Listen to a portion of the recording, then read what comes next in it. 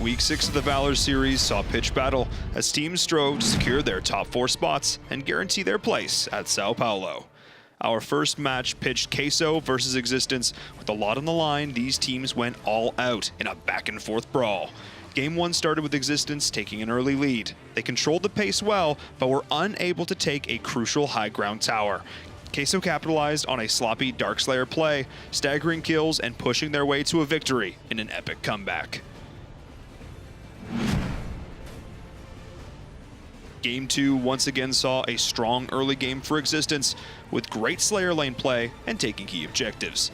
This time, however, they didn't make mistakes. They rode over Queso in a quick game and split the series 1-1, leaving that 4th place spot still hotly contested.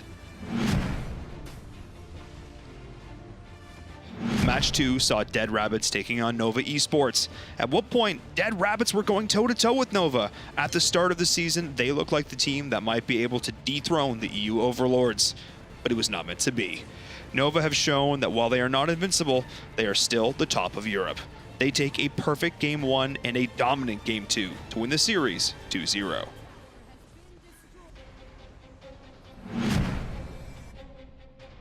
Day 2 started with a match that many may have pegged as having a clear favorite, but Queso showed that their place in the standings isn't the whole story. Both games were slugfests, with alternating moments of aggression and hyper-conservative play. Queso did a fantastic job of holding back the late-game pushes of Bubble Team, getting key picks, which stopped them from capitalizing on Dragon or Slayer advantage. Both games went over 20 minutes, with the Bubble Team just barely able to eke out the win.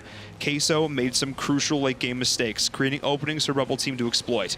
They very nearly had this series, though, and the rest of EU should definitely be on notice.